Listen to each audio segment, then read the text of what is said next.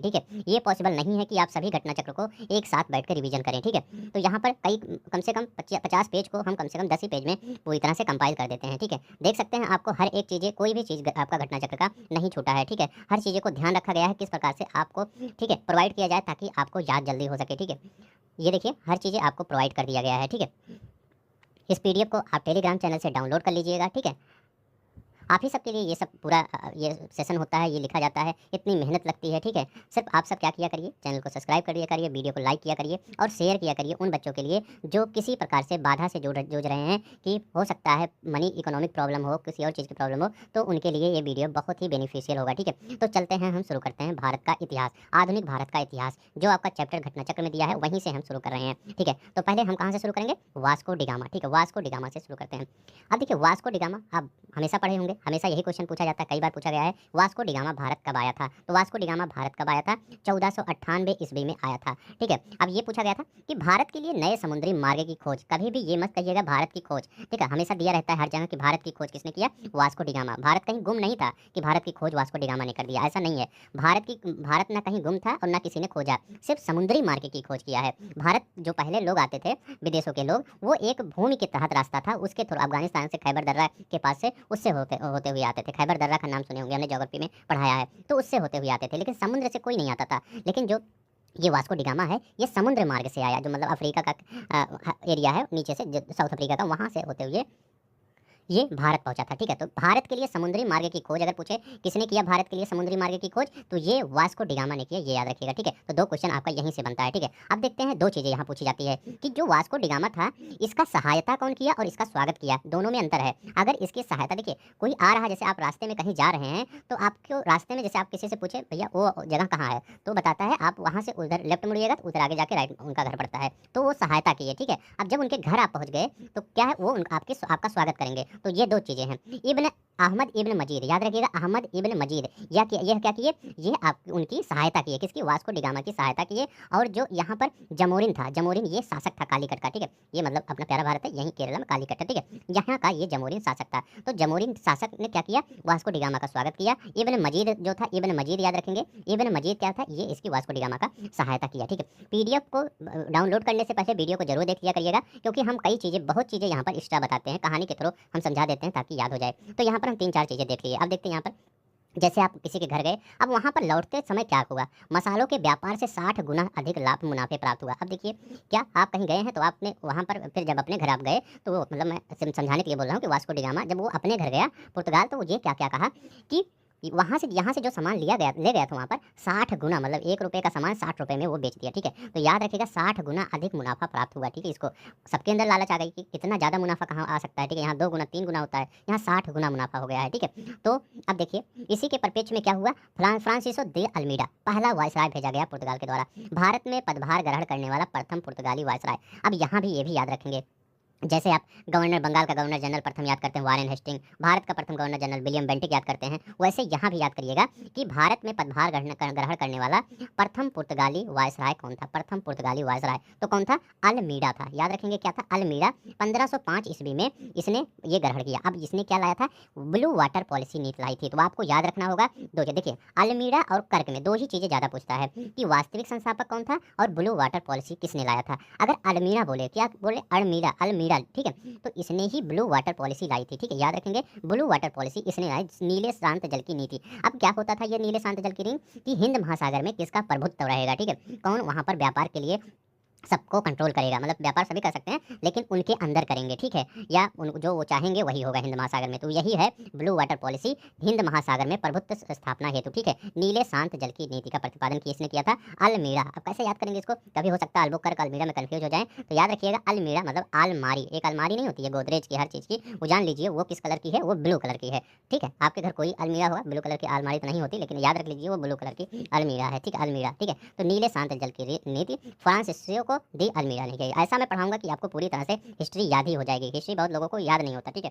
अब देखते हैं अल्बुकर्क, फ्रांसिसो दा अल्बुकर्क। अब देखिए इसके बारे में सबसे इंपॉर्टेंट क्या है, भारत में पुर्तगाली शक्ति का वास्तविक संस्थापक था, कौन था, यही था फ्रांसिसो दा अल्बुकर्क, भारत में वास्तविक शक्ति का, पुर्तगाली शक्ति का वास्तविक संस्थापक था। कैसे याद करेंगे ये भी याद रखेंगे, क्योंकि वहाँ पर जब कई आपके ये वायसराय देंगे, तो वहाँ पर कंफ्यूज होने का चांस होगा, ठीक है। अब यहाँ पर लिखा गया है अल्बुकर्क, यहाँ अल्बुकर्क लिखा गया। अब देखिए अल्बुकर्क ये जो लिखा गया है, कर्क कर्क रेखा क्या होती है, इमेजिनरी लाइन होती है, लेकिन ये क्या है, वास्तविक है। तो वास्तविक लाइन एक होती है, एक इमेजिनरी लाइन होती है। तो अगर पूछे कि जब कर्क रेखा आ जाए तो वास्तविक संस्थापक कौन होगा, अल्बुकर्क, ठीक है। ऐसे ऐसे थोड़ा ट्रिक बता देंगे ताकि आप वहाँ पर ना भूलें, ठीक है। भारत में पुर्तगाली शक्ति का वास्तविक संस्थापक अल्बुकर्क था। अब देखते हैं इसके बारे में और कुछ देखते हैं।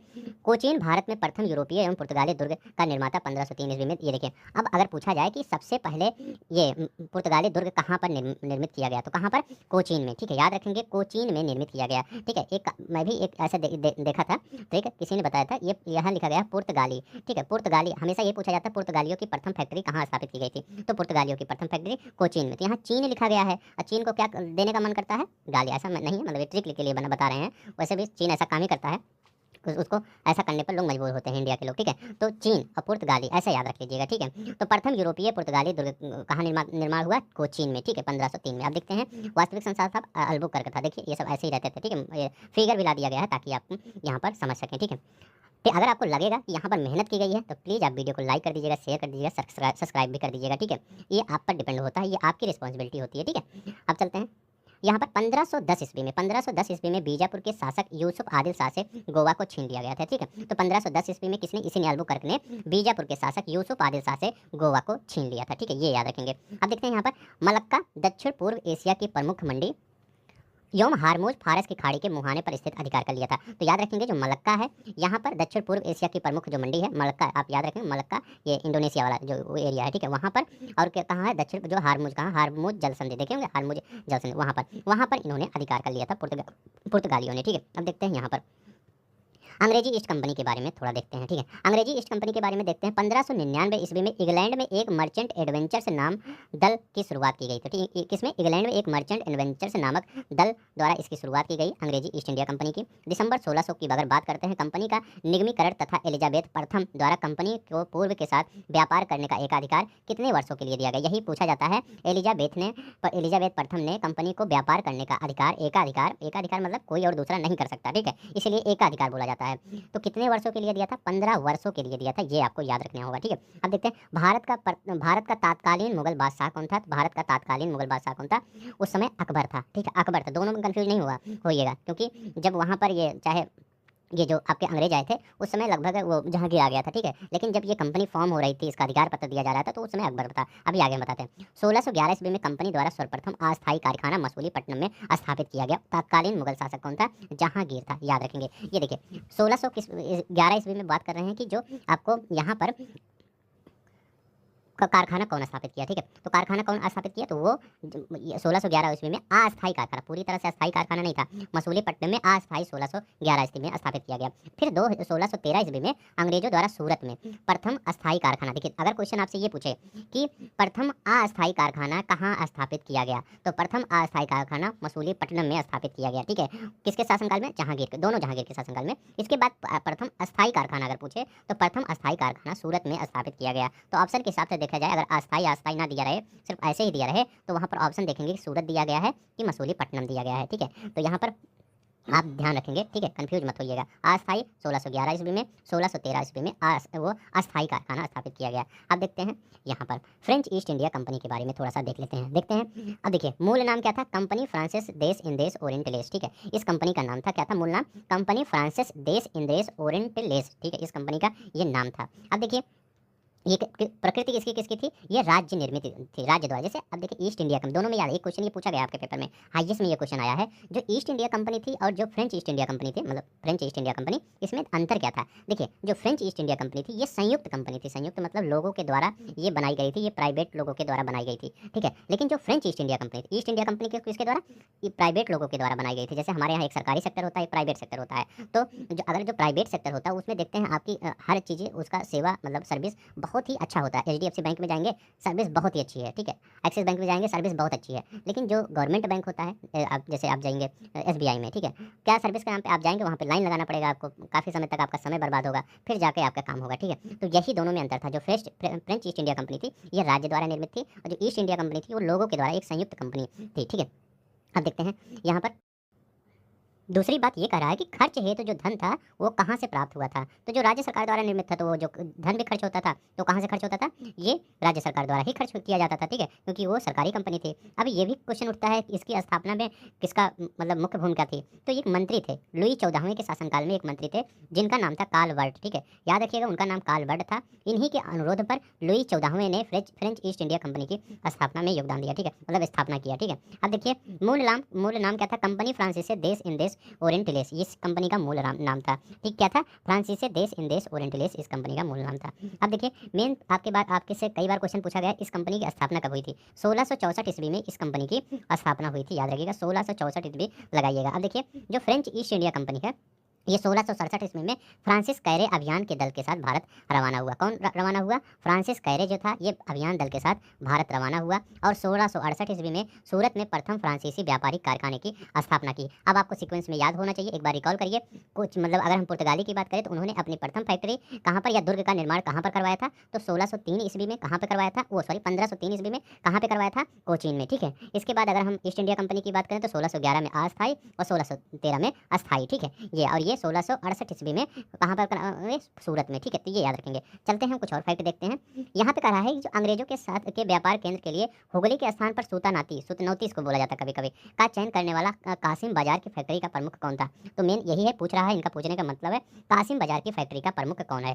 कासिम बाजार की फैक्ट्री का प्रमुख कौन है, जॉब चार्नॉक, याद रखेंगे जॉब चार्नॉक कासिम बाजार की फैक्ट्री का प्रमुख था। जॉब चार्नॉक के बारे में एक चीज़ ये भी याद रखेंगे, इसको कलकत्ता का संस्थापक भी बोला जाता था। क्या बोला जाता था, यहाँ पर हम लिख देते हैं, इसको कलकत्ता का संस्थापक भी बोला जाता था, ठीक है, कलकत्ता का संस्थापक जॉब चार्नॉक को, ठीक है, संस्थापक, ठीक है, आपको पीडीएफ में मिल जाएगा, ठीक है, सब कुछ लिखा, ठीक है। तो कलकत्ता का संस्थापक कौन था, जॉब चार्नॉक। अब देखिए कोच्चि ब्रिटिश उपनिवेश के तहत सम्मिलित हुआ, ठीक है, कब सम्मिलित हुआ, 1814 ईस्वी, ये याद रखेंगे, ठीक है, फैक्ट है।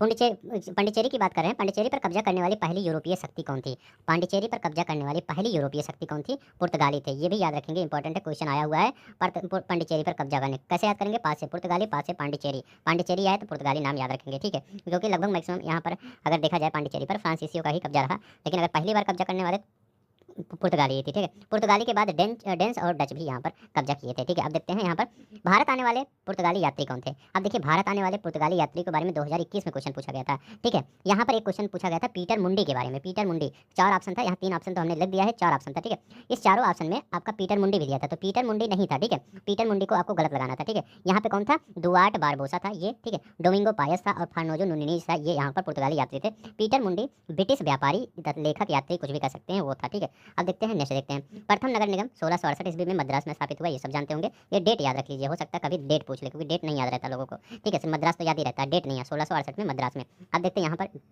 फोर्ट विलियम्स है, डचों ने पुर्तगालियों को पराजित कर और आधुनिक कोच्चि में उन्होंने फोर्ट विलियम्स का निर्माण करवाया। तो डच ने क्या किए थे, ये इसको पराजित किए थे, किसको, पुर्तगालियों को पराजित किए थे और आधुनिक कोच्चि में क्या किए थे, फोर्ट विलियम्स का निर्माण करवाए थे, ये याद रखेंगे, फैक्ट है। अब देखिए कुछ फैक्ट और देखते हैं यहाँ पर तथ्य, ठीक है, ये जितने भी फैक्ट है यहाँ पर ये सभी फैक्ट आपके पेपर में आए हुए हैं, ठीक है। तो चलते हैं पहला फैक्ट देखते हैं क्या कह रहा है। अंग्रेजी शासनकाल में अफीम उत्पादन हेतु प्रसिद्ध भारतीय राज्य कौन था। तो अंग्रेजी शासनकाल में अफीम, सोरा ये सब के लिए कौन सा प्रसिद्ध था, ये बिहार ही प्रसिद्ध था, कौन सा, बिहार प्रसिद्ध था। नेक्स्ट देखते हैं पुर्तगालियों को स्वपल्ली नामक स्थान पर हराने वाले अंग्रेज अधिकारी का क्या नाम है। अंग्रेज अधिकारी का क्या नाम है, थॉमस बेस्ट नाम था, पुर्तगालियों को स्वल्ली के नामक स्थान पर हराने वाले, ठीक है, थॉमस बेस्ट नाम था। हुगली को बंगाल की खाड़ी में समुद्री लूटपाट के लिए अड्डे के रूप में कौन सी यूरोपीय शक्ति ने प्रयोग किया। तो ये पुर्तगाली थे, ठीक है, तो ये क्या कर रहे थे, हुगली को लूटपाट मचा रहे थे वहाँ पर, ठीक है, तो कौन थे, पुर्तगाली थे ये। यूरोपीय व्यापारी कंपनियों के भारत आने का क्रम क्या है, तो ये भी याद रखेंगे कि यूरोपीय कंपनियों के भारत आने का क्रम क्या है। तो पहले पुर्तगाली है, ये तो पहले ही रहेंगे, इसको आगे रखिए। इसके बाद डच होंगे, ठीक है, डच हैं, इसके बाद अंग्रेज हैं, फिर डेन है, फिर फ्रांसीसी है। कैसे याद करेंगे, एक आप ये जब इलेक्शन चल रहा था तो एक आप स्लोगन सुने होंगे पीडीए, ठीक है, पीडीए, पी से पुर्तगाल, डी से डच, ए से अंग्रेज। उस समय जो स्लोगन होगा आप सभी जानते होंगे, हम उस सबको नहीं बता रहे हैं। यहाँ पर पीडीए क्या है, पुर्तगाल, डच और अंग्रेज। तीसरा क्या है, डेन और फ्रांसीसी, ठीक है, तो डेन और फ्रांसीसी, तो डी एफ लिखिए, पीरियड डी एफ, पहले पुर्तगाल आए, फिर डच आए, फिर अंग्रेज आए, फिर डेन आए, फिर फ्रांसीसी। डेन माने मतलब क्या, डेनमार्क, और डच मतलब हॉलैंड, जिसको नीदरलैंड भी अभी बोला जाता है, ठीक है, ये याद रखेंगे। अब देखिए यहाँ पर भारत में सबसे पहले आने वाले 1498 ईस्वी में तथा सबसे अंत में जाने वाले 1961 ईस्वी में यूरोपीय शक्ति कौन थी। तो पुर्तगाली थे। तो पहले आए और बाद में गए, 1661 ईस्वी में गए नहीं, इनको भगाना पड़ा, ठीक है, भारत सरकार को, ठीक है, तब ये जाए, और जाने को ये तैयार नहीं थे पूरी तरह से, एक कॉलोनी ही अपना बनाना चाहते थे। आज भी वहाँ पर पुर्तगाल यहाँ पर गोवा में देखेंगे, वहाँ पर देखेंगे पुर्तगालियों का बहुत से सारे मतलब मोन्यूमेंट हैं, चर्च हैं अच्छे अच्छे, ठीक है। यूरोपीय शक्तियों में सर्वप्रथम भारत में सामुद्रिक व्यापारिक केंद्र स्थापित किया था किसने? पुर्तगाल व्यापारियों ने। तो यूरोपीय शक्तियों में सर्वप्रथम भारत में सामुद्रिक केंद्र किसने स्थापित किया था? पुर्तगाल व्यापारियों ने ही स्थापित किया था। पुर्तगालियों ने अपनी दूसरी फैक्ट्री स्थापित की थी कुन्नूर में, याद रखेंगे, दूसरी फैक्ट्री कन्नूर में स्थापित किया था। पहली कहाँ पर? पहली कोचीन में, दूसरी कहाँ पर? कुन्नूर में स्थापित किया था। हुगली स्थित पुर्तगाली बस्तियों को पूरी तरह से नष्ट किया गया था मुगल बादशाह शाहजहां द्वारा, ठीक है। लूटपाट मचा रहे थे, इसलिए शाहजहां ने क्या किया? इनकी बस्तियों को ही नष्ट कर दिया, ठीक है, सही किया, क्योंकि ये सब ज़्यादा लूटपाट मचा रहे थे, मतलब अति कर दिए थे सब, ठीक है। प्रथम डच फैक्ट्री की स्थापना मसूलीपट्टनम में, याद रखेंगे, प्रथम डच फैक्ट्री की स्थापना कहाँ हुई थी? मसूलीपट्टनम में। और अंग्रेजों की प्रथम अस्थायी जो 1611 में हुई थी, वो भी मसूलीपट्टनम में हुई थी। तो प्रथम डच फैक्ट्री की स्थापना मसूलीपट्टनम में। डचों को बंगाल में प्रथम फैक्ट्री ये 1627 ईस्वी में स्थापना स्थल कौन था? पीपली था। तो डच, अगर ये भी क्वेश्चन पूछा गया था, डच का बंगाल में प्रथम फैक्ट्री कहाँ था जो 1627 ईस्वी में स्थापित किया गया था? वो पीपली में था, ठीक है। चलते हैं यहाँ पर देखते हैं। यहाँ पर कह रहा है कि जो विभिन्न यूरोपीय कंपनी थी उनका स्थापना वर्ष पूछ रहा है, उनका स्थापना वर्ष कब हुआ? ये मत सोचिएगा कि भारत में आ गए तब, ये चाहे जहाँ रही हो तो उनका स्थापना वर्ष कब हुआ? पहले एस्टाडो दा इंडिया पुर्तगाली कंपनी 1505 में, ठीक है। जो आपका घटना चक्र में डाटा दिया है, हो सकता है किसी बुक में और दिया हो, किसी और, हम जो घटना चक्र में डाटा दिया है उसी के हिसाब से आपको पढ़ा रहे हैं यहाँ, ठीक है। तो एस्टाडो दा इंडिया पुर्तगाल जो कंपनी है 1505 ईस्वी में स्थापित हुई, ठीक है। दूसरा आपका, पहला तो ये हो गया, दूसरा कौन सा है? ये ईस्ट इंडिया कंपनी, ये 1600 में ईस्वी में स्थापित हुई। The governor and company of merchant of London trading into the east Indies, ठीक है। ये कब स्थापित हुई? तो याद रखेंगे ये कब स्थापित हुई? ये 1600 में स्थापित हुई, ठीक है। इसके बाद 1610 ईस्वी में नीदरलैंड डच की कंपनी बेरेनिदिगे ओरिएंटेस कंपनी, ठीक है, United East India Company Netherland, ठीक है, ये 1602 ईस्वी में स्थापित हुई। कंपनियों की स्थापना वर्ष अलग है और ये आगमन वर्ष अलग है, ठीक है। अगर आगमन वर्ष कहे तो पहले पुर्तगाली डच अंग्रेज आएंगे, अगर स्थापना वर्ष कहेंगे तो पुर्तगाली फिर आपका पुर्तगाली फिर अंग्रेज आ जाएंगे, फिर पीडीए नहीं आएगा वहाँ पर, ठीक है। पुर्तगाली फिर अंग्रेज और फिर ये डच आ जाएंगे। तो ये सब में देखिएगा, नहीं तो कंफ्यूज हो जाइएगा। यहाँ पर पीडीए वाला फार्मूला नहीं, ये दूसरा फार्मूला लगाते हैं, पी और यहाँ पर कौन सा है? इसके बाद ई, पी ई डी, इसके बाद कौन सा आ जाएगा? डेनिश 1616, वो डेन कंपनी, ठीक है, डेन ईस्ट इंडिया कंपनी, ये मतलब जिसको आप डेनमार्क कहते हैं, तो ये डी आ जाएगा। फिर आपका फ्रांस डी एफ, तो ये रहेगा ही, ठीक है।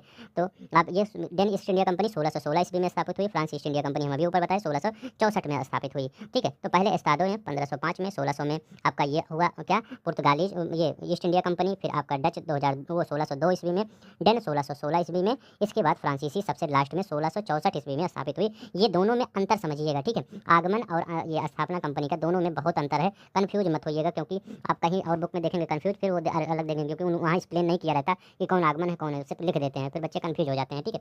अब यहाँ पर देखते हैं किसकी बात कर रहा है? महत्वपूर्ण संधियों की बात कर रहा है, ठीक है।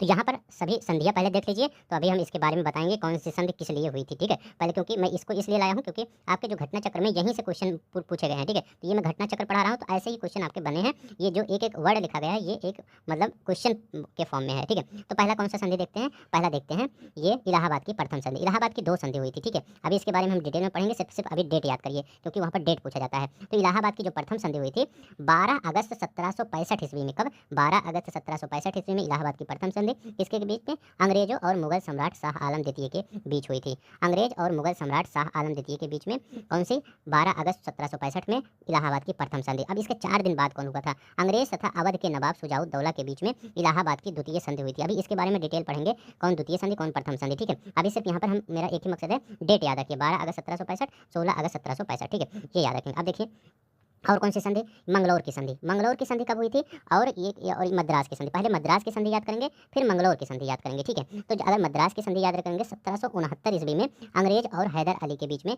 मद्रास की संधि हुई थी, ठीक है। तो आपको डेट क्या याद रखना है? 1769 ईस्वी में अंग्रेज और हैदर, अभी इसको बताएंगे क्यों ये संधि हुई थी। अभी आप सिर्फ मेरा एक ही मकसद है कि मद्रास अगर आ जाए संधि तो 1769 सिर्फ याद कर लीजिए, ठीक है, बस। अब इसके बाद मद्रास से थोड़ा सा बड़ा मंगलौर है, ठीक है, अब अक्षर में बता रहा हूँ। तो ये 1784 में अंग्रेज और टीपू सुल्तान के बीच में कौन सी संधि हुई थी? 1784 में अंग्रेज और टीपू सुल्तान के बीच ये संधि हुई थी, याद रखेंगे। ये 1784 में ये मंगलौर की संधि, ठीक है। अब देखते हैं साल बाई की संधि कब हुई थी? ये साल बाई की संधि 1782 ईस्वी में हुई थी। ये कई बार पूछा गया साल बाई की संधि, ठीक है, याद रखेंगे। 1782 में अंग्रेज और मराठे के बीच में हुई थी साल बाई की संधि, ठीक है। तो अभी हम पूरी संधि देखेंगे, सब कुछ संधि देखेंगे, किस लिए संधि की गई थी। यहाँ पर सिर्फ आपको डेट याद करना है। साल बाई पूछे 1782 में, 1784 में ये मंगलौर की संधि, और मद्रास की 69 में, और इलाहाबाद की अगस्त 65 में, और अगस्त ये 16 अगस्त 65 में, ठीक है। तो ये याद रखेंगे। यहाँ पर एक नोट से याद रखिएगा, ईस्ट इंडिया कंपनी के कारखाने 1625 के पहले की बात कर रहे हैं। तो 1625 के अगर पहले की बात करें तो सूरत में स्थापित हुआ था, भरूच में, बुरहानपुर में, अहमदाबाद, आगरा में स्थापित हुआ था ईस्ट इंडिया कंपनी के कारखाने, ठीक है। अब देखते हैं यहाँ पर, देखिए प्रमुख डच व्यापारिक केंद्र कौन कौन से थे। तो प्रमुख डच व्यापारिक केंद्र कौन थे, नागपट्टिनम, ठीक है। तो ये नागपट्टिनम भी एक डच व्यापारिक केंद्र था। चिनसुरा भी डच व्यापारिक केंद्र था। मसूलीपट्टनम भी डच व्यापारिक केंद्र था। सूरत, ठीक है, अहमदाबाद, कोचीन, आगरा, ये प्रमुख डच व्यापारिक केंद्र थे। अब चलते हैं अंग्रेज और फ्रांसीसी का संघर्ष देखते हैं, ठीक है। ये किसमें कन्वर्ट हुआ था, कर्नाटक के युद्ध के बारे में इसको बताया जाता है, जो अंग्रेज और फ्रांसीसियों के मध्य युद्ध हुआ था, ठीक है। 3 कर्नाटक युद्ध हैं, इन्हीं तीनों कर्नाटक युद्ध को आपको याद करना है।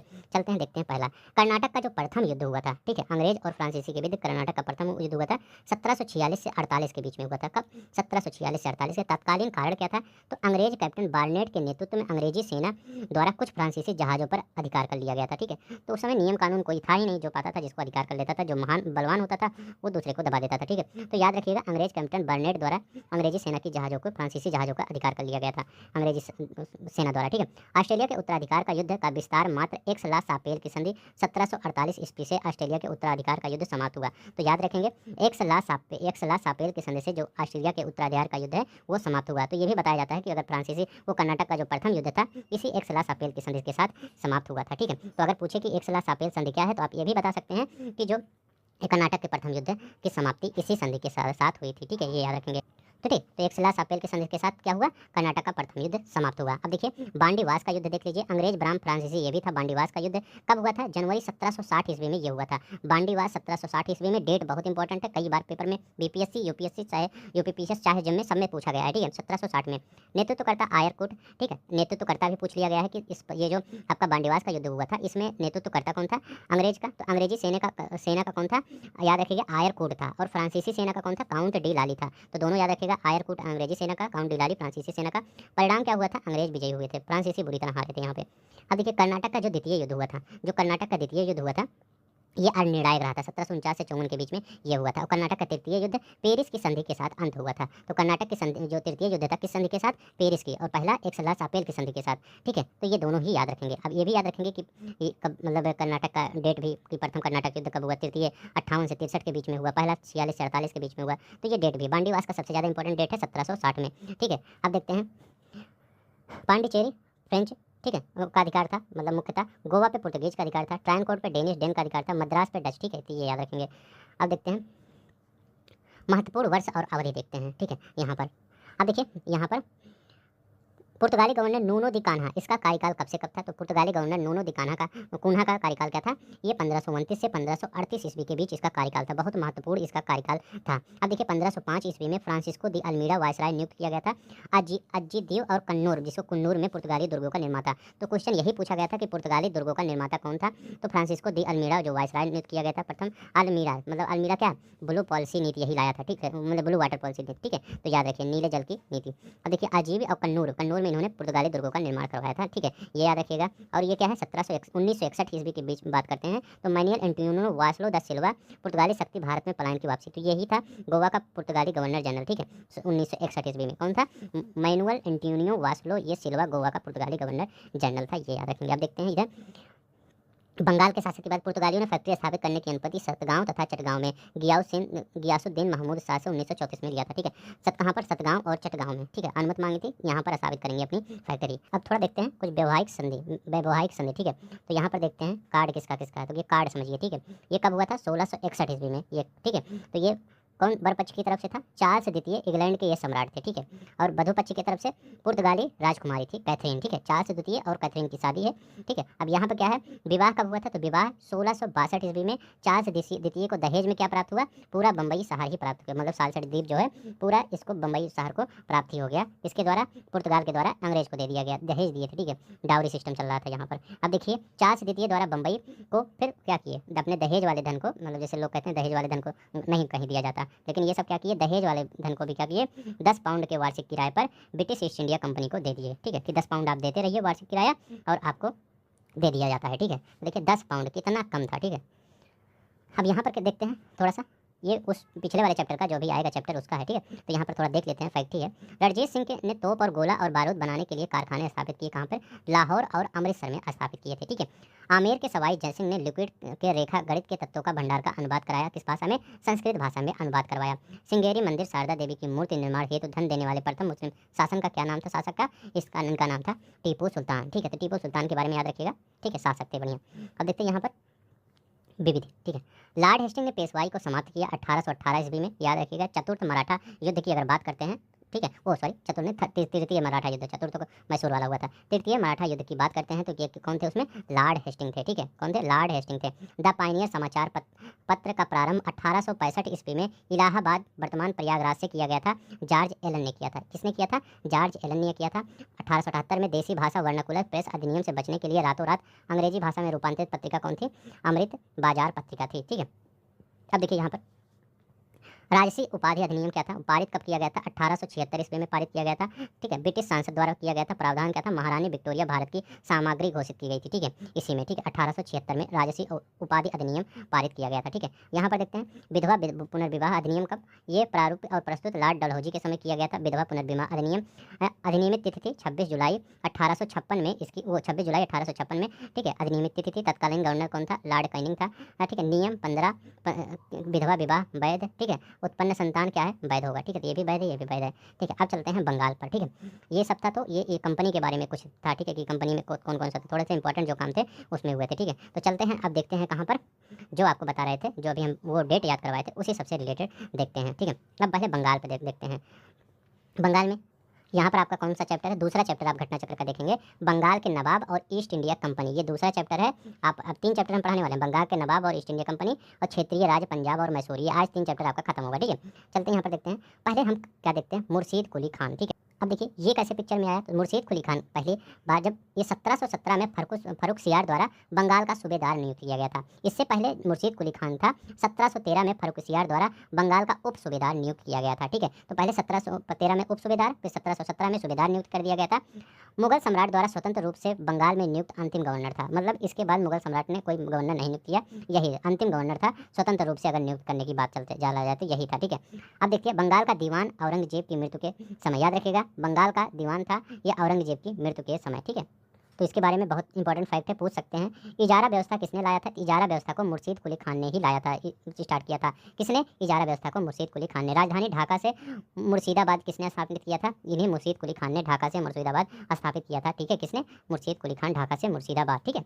तो 1717 से 33 तक तो ये रहा, ठीक है। इसके वो 1717 से 1727 तक रहा, ठीक है। 10 साल मुर्शीद कुली खान का चला। इसके बाद सुजाउद्दीन आया, 27 से 39 तक आया। तो 27 से 39 तक इसमें कुछ खास नहीं काम हुआ, ठीक है। मतलब बंगाल के नवाब सुजाउद्दीन द्वारा बिहार का उप सूबेदार नियुक्त किया, ठीक है। तो ये नियुक्त किया गया, तो किसको नियुक्त किया गया, अली वर्दी खान। अभी पिक्चर में अली वर्दी खान नहीं है, लेकिन अली वर्दी खान को इसलिए बता रहा हूँ कि बीच में कौन आया था, सुजाउद्दीन आया था। कब से कब आया था, 27 से, जब ये आपका मुर्शीद कुली खान गया तो 27 से 39 के बीच आया था। तो इसने क्या किया था, इसी अली वर्दी खान को बिहार का उप सूबेदार नियुक्त किया गया था। गिरिया के युद्ध में सरफराज खान को परास्त किया था। बंगाल की गद्दी पर अध्यस्त स्थापित किया था कब, 1740 ईस्वी में, ठीक है। और क्या है इसके बारे में, इसके बारे में ये बोला जाता है कि मुगल बादशाह मोहम्मद शाह से धन के बदले पुष्टि पत्र प्राप्त किया था। एक बार 2 करोड़ रुपए क्या किए थे, मुगल बादशाह मोहम्मद शाह को 2 करोड़ रुपए पहली बार दे दिए थे कि हमको यहाँ पर शासन करने दिया जाए, ठीक है। वो ये क्या मोहम्मद शाह ने कर दिया, लेकिन बार बार वो धन नहीं भेजे, ठीक है। एक ही बार 2 करोड़ भेज दिए, बस हो गया, ठीक है। तो मुगल बादशाह मोहम्मद शाह से धन के बदले पुष्टि पत्र, ये अली वर्दी खान की बात कर रहे हैं।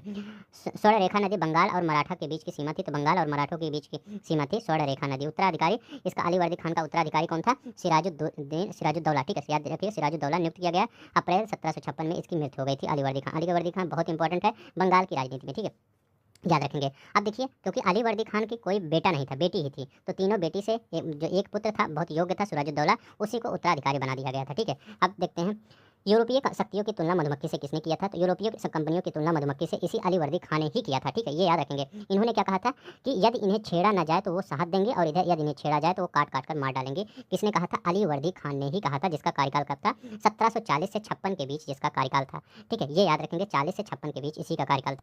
ठीक है। तो ये मतलब इतने आपको इतना याद रखना पड़ेगा किसके बारे में, अली वर्दी खान के बारे में। तो आप अगर मैं अगर पूछूं कि आप सीक्वेंस बताइए बंगाल के नवाबों का, तो पहले किसको बताएंगे, मुर्शीद कुली खान को बताएंगे। इसके बाद किसको बताएंगे, सुजाउद्दीन को 1727 से 39 के बीच में था, और 39 से 40 के बीच में सरफराज खान था। ठीक है, याद रखेंगे एक ही साल के लिए था सरफराज खान, ये जिसको था ये 1739 से 40 के लिए। इसके बाद 40 में कौन आया अली वर्दी खान। ठीक है, अली वर्दी खान इसको मार के सरफराज खान को, ये क्या बना, अपने बंगाल का नवाब बना। ठीक है, तो फिर इसके बेटे आए, तो इसके बारे में आप जानते हैं, फिर अली वर्दी खान, फिर सुजाउद्दौला। ठीक है, तो ये थोड़ा सा सीक्वेंस याद करिएगा कौन कौन से हैं। ठीक है, पहले मुर्शीद कुली खान, फिर आपका सुजाउद्दौला, वो सुजाउद्दौला नहीं, सुजाउद्दौला में अंतर है। सुजाउद्दीन आया ये, मुर्शीद कुली खान, सुजाउद्दीन, फिर सरफराज खान, फिर अली वर्दी खान आया, फिर इसके बाद सिराजुद्दौला आया। ठीक है, ये याद रखेंगे। अब चलते हैं नेक्स्ट देखते हैं। सिराजुद्दौला 56 से 57, इसका भी कार्यकाल ज़्यादा समय तक नहीं चला था। अली वर्दी खां के दैहिक पुत्र का अधिकारी था। दौहित्र पुत्र मतलब पुत्री का पुत्र था। ठीक है, ये उसका उत्तराधिकारी था। ब्लैक होल की घटना कब हुई थी, 20 जून 1756 में ब्लैक होल की घटना हुई थी।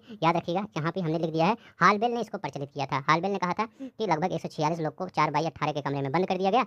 उसमें किसने बंद किया, सिराजुद्दौला ने, और कुल मिला के 23 लोग ही बच पाए थे। ठीक है, इसने कहा था। तो ये डेट याद रखिएगा, इंपॉर्टेंट है। 20 जून 1756 ईस्वी में ये ब्लैक होल की घटना घटित हुई। कब, 20 जून 1756 ईस्वी में। इसको क्या बोला गया था, रॉबर्ट क्लाइव को स्वर्ग से उत्पन्न सेना नायक की उपाधि भी इसको दिया जाता है। ठीक है, स्वर्ग से उत्पन्न सेना नायक की उपाधि किसको दिया जाता है, रॉबर्ट क्लाइव को। चलते हैं नेक्स्ट देखते हैं।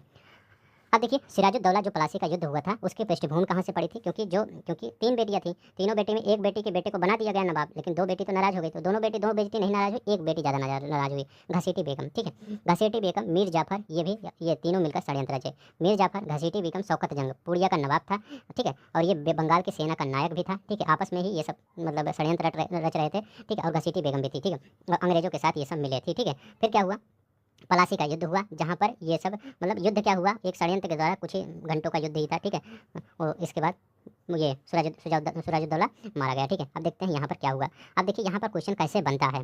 देखिए, जब आपका पलासी का युद्ध हुआ, ठीक है, पलासी के युद्ध में जब ये क्या हुआ, सिराजुद्दौला मारा गया, तो कौन बना नवाब बंगाल का। ठीक है, तो बंगाल का नवाब जो साथ दिया था अंग्रेजों का, वही बना, कौन बना, मीर जाफर बना। ठीक है, याद रखिएगा कौन बना, मीर जाफर बना। अब देखिए थोड़ा सा और यहाँ पर, लेकिन क्या हुआ, मीर जाफर से ये अंग्रेज थोड़ा संतुष्ट नहीं थे। ठीक है, उसको बहुत आलसी ये समझते थे, सोचे कोई अच्छा सा मतलब ये नियुक्त हो। ठीक है, तो उसके बाद उसने क्या किया, नियुक्त किया किसको, मीर कासिम को नियुक्त किया। अब देखिए मीर कासिम के बारे में, ठीक है, थोड़ा सा योग्य था। मीर कासिम कब नियुक्त हुआ, 1760 से 63 के बीच में ये नियुक्त किया गया। ठीक है, किसके द्वारा, अंग्रेजों के द्वारा। 1760 से 63 के बीच में सेना का गठन यूरोपीय पद्धति पर इसने किया था, मीर कासिम ने। याद रखिएगा, जब पलासी का युद्ध हुआ था, उसके बाद कौन बंगाल का नवाब बना, मीर जाफर बना। फिर 1-2 साल उसको देखा गया, उसको हटा दिया गया, मीर कासिम को बनाया गया। ठीक है, अब मीर कासिम जब बना, तो यहीं से बक्सर के युद्ध की पृष्ठभूमि तब पड़ी। 2 इंपॉर्टेंट है, पलासी का युद्ध, एक बक्सर का युद्ध, लेकिन सबसे इंपॉर्टेंट कौन सा है, बक्सर का युद्ध इंपॉर्टेंट है।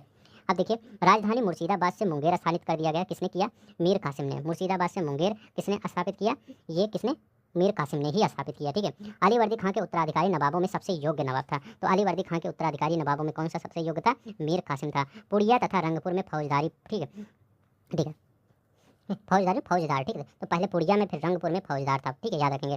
बक्सर के युद्ध में अंग्रेजों से परास्त हुआ, तभी बताएंगे ये।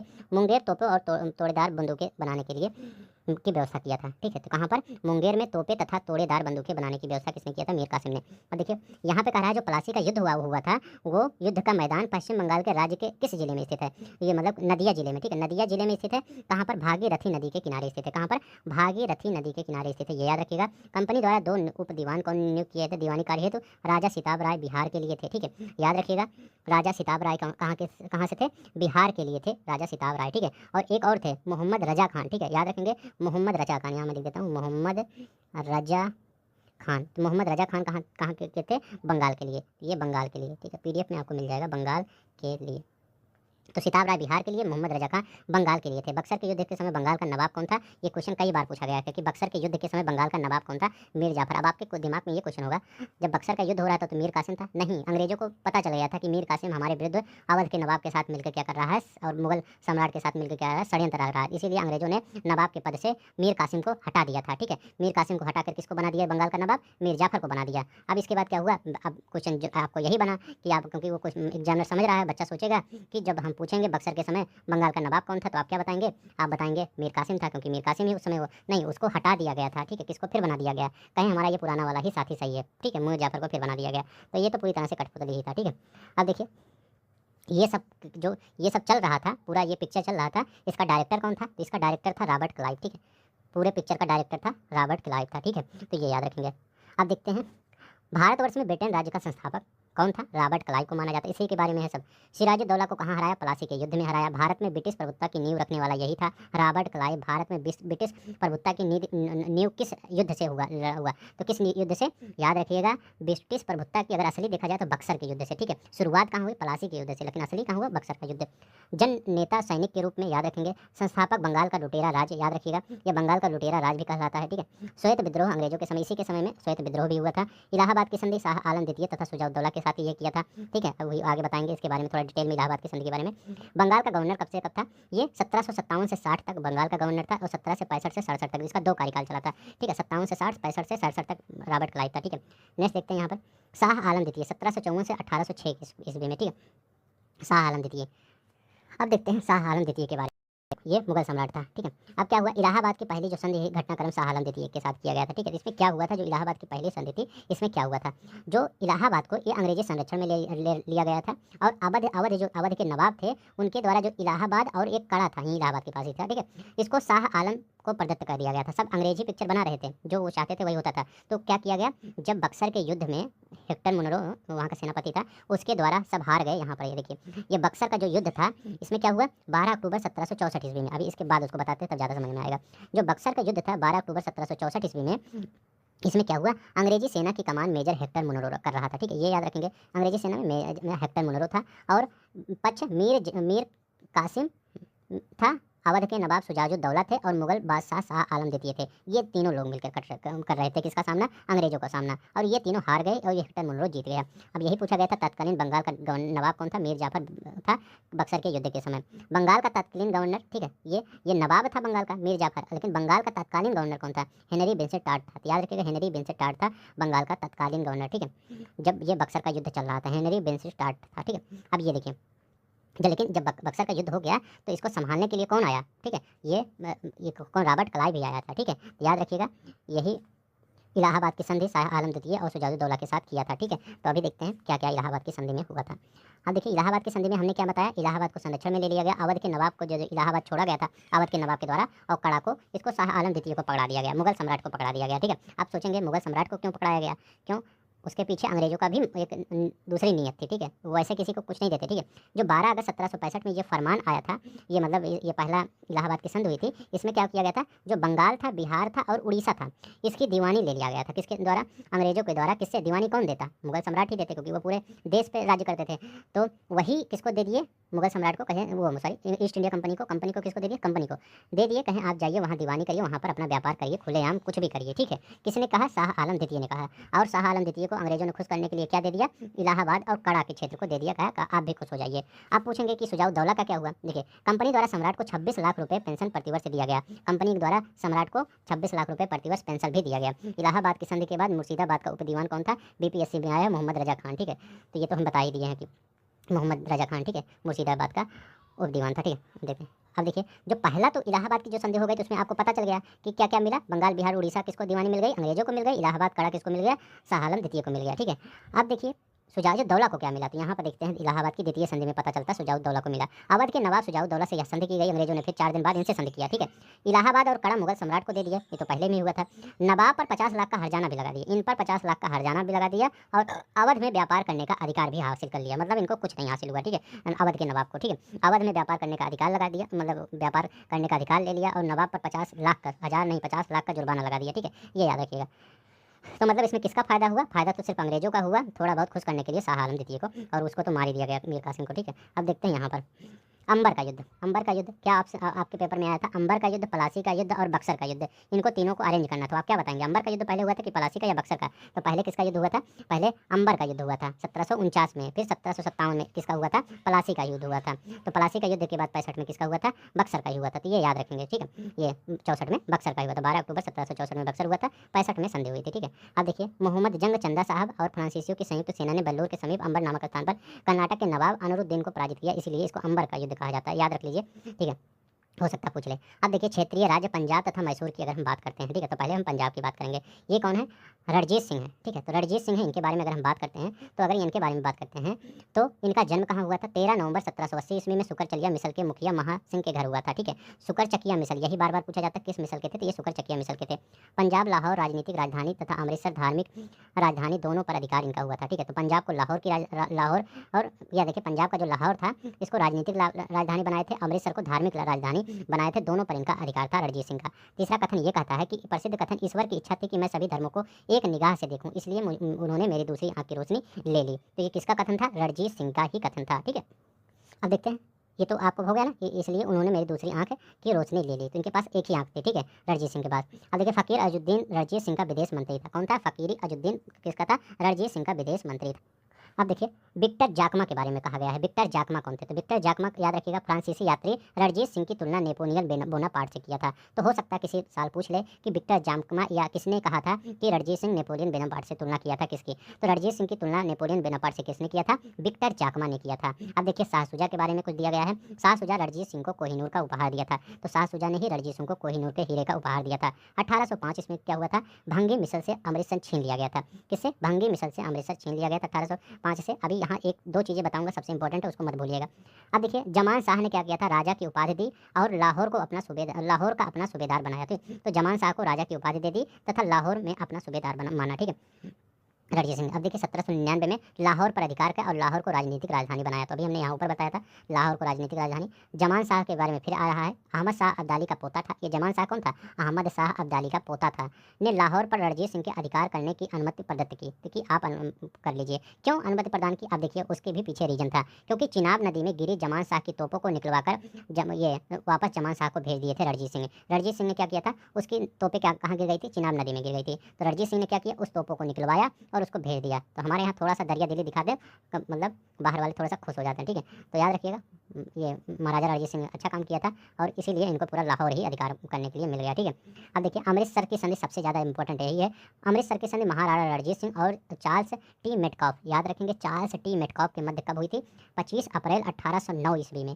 कब? 25 अप्रैल 1809 ईस्वी में। सबसे इंपॉर्टेंट है अमृतसर की संधि। दो चीज़ें हैं, अमृतसर की संधि, एक लाहौर की संधि, यहीं पर है लाहौर की संधि। दोनों में कन्फ्यूज मत होइएगा कि लाहौर की संधि कब हुई थी? 9 मार्च 1846 को। की संधि प्रथम आंग्ल सिख युद्ध के अंत के प्रतीक की थी, एक शांति संधि थी, ठीक है। तो लाहौर की संधि 9 मार्च 1846 की संधि हुई थी, प्रथम आंग्ल सिख युद्ध के अंत के प्रतीक के तौर पर एक शांति संधि थी। तो पेपर में यही घुमा के देता है, दोनों डेट एक ही साथ लिख देता है, 46 वाला भी और इधर 9 वाला भी, 1809 वाला भी। तो आप कंफ्यूज मत होइएगा, अमृतसर 9 में हुआ था और जो लाहौर की 46 में हुआ था, ठीक है, दोनों याद रखिएगा। महाराजा रणजीत सिंह का उत्तराधिकारी खड़क सिंह, पेपर में पूछा गया है, महाराजा रणजीत सिंह का उत्तराधिकारी खड़क सिंह है, ठीक है।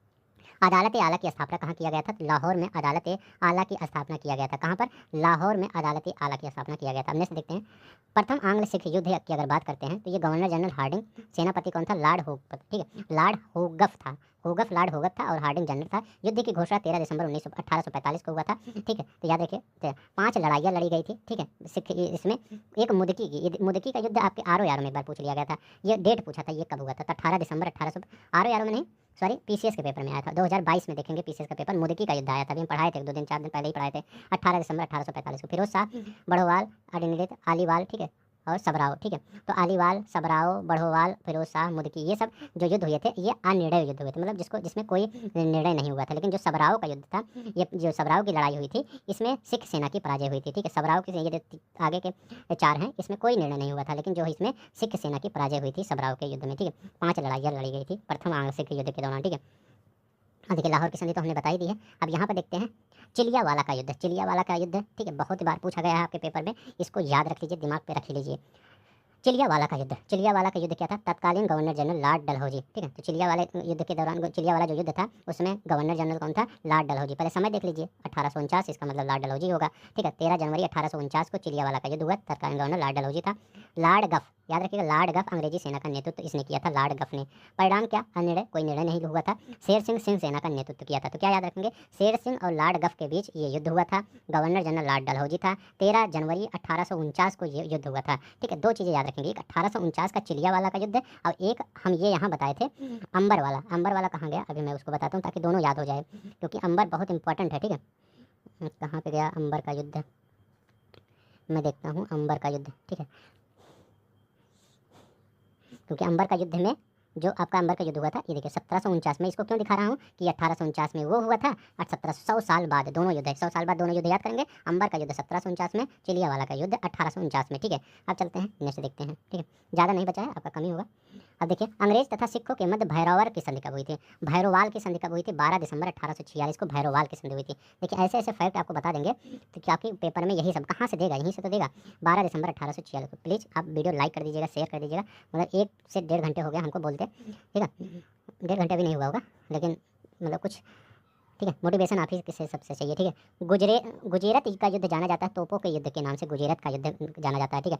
लाहौर के आकार को सीमित करने के लिए के उद्देश्य से अंग्रेजों ने कश्मीर को गुलाब सिंह को बेचा 75 लाख रुपए में। कब? 75 लाख रुपए में बेचा था। द्वितीय आंग्ल सिख युद्ध के समय भारत का गवर्नर कौन था? द्वितीय आंग्ल सिख युद्ध का रहे हैं, ठीक है, लॉर्ड डलहौजी था, ठीक है। कौन था? लॉर्ड डलहौजी था। अब देखते हैं, यहाँ देख लेते हैं द्वितीय आंग्ल सिख युद्ध की समाप्ति हो गई थी। यहाँ पर पंजाब ब्रिटिश साम्राज्य में विलय कर दिया गया था द्वितीय युद्ध में, द्वितीय आंग्ल सिख युद्ध में। लॉर्ड डलहौजी द्वारा पंजाब पर शासन हेतु, ठीक है, अध्यक्ष कौन थे? अब देखिए जब ये पंजाब को विलय कर लिया गया तो अंग्रेजों ने एक स्ट्रेटजी बनाई किस प्रकार से इस पर शासन किया जाएगा पंजाब पर, ठीक है। तो उसके लिए 3 सदस्यों कमेटी बनाई गई। उसमें सदस्य के जो अध्यक्ष थे सर हेनरी लॉरेंस थे, और सदस्य कौन थे? सर जॉन लॉरेंस थे और चार्ल्स ग्रेनविल मानसेल थे, ठीक है। मानेसेले थे, चार्ल्स ग्रेनविल मानसेले और चार्ल्स जॉन लॉरेंस, ये क्या थे? ये किस प्रकार से पंजाब पर शासन किया जाएगा, उसके लिए 3 सदस्यीय कमेटी का गठन किया गया था, ये याद रखेंगे। अब देखते हैं यहाँ पर मैसूर की अगर बात करते हैं, ठीक है, तो ये कौन सा? सिख की बात कर रहे थे, ठीक है। अभी तक तो ये सिख का चल रहा था, तो इतना आप सिख के बारे में याद रखेंगे, ठीक है। तो एक बार रिवीजन कर लीजिएगा। अब थोड़ा सा मैसूर के बारे में देख लेते हैं, ठीक है। मैसूर में भी बहुत इंपॉर्टेंट है प्रथम आंग्ल मैसूर युद्ध। अब देखिए ये मद्रास की संधि ना, अब हम डिटेल में पढ़ेंगे क्यों मद्रास, अभी वहाँ पर सिर्फ हम डेट याद करवाए थे।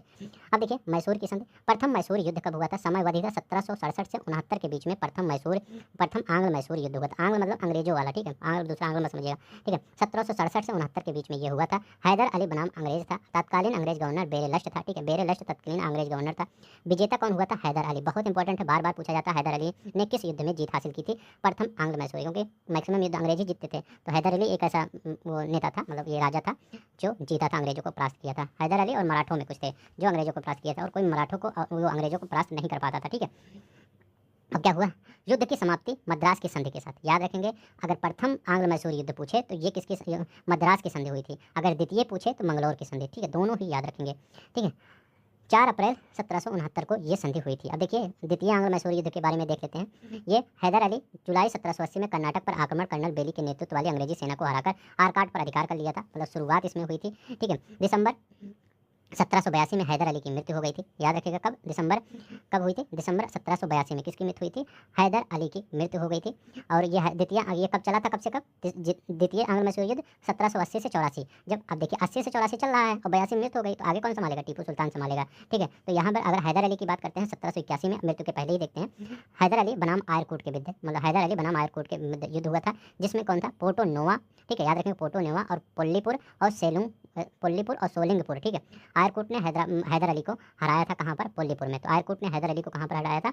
पोल्लीपुर में, ये याद रखिएगा, पोल्लीपुर में सिर्फ, ठीक है, ये याद रखिएगा, पोल्लीपुर में। अब देखिए टीपू पोल्लीपुर हेक्टर मुनरो की सेना को परास्त किया। इसके बाद टीपू क्या हुआ? जब हैदर अली तो यहाँ हार गया, फिर टीपू सुल्तान आया। दोनों लोग अपना पहला युद्ध जीते थे, चाहे यहाँ पर जीते थे चाहे यहाँ पर। तो टीपू सुल्तान क्या आया? पोल्लीपुर में हेक्टर मुनरो की सेना को हरा दिया। ये सब द्वितीय आंग्ल मैसूर युद्ध के अंतर्गत ही चल रहा है, ठीक है, ये याद रखेंगे।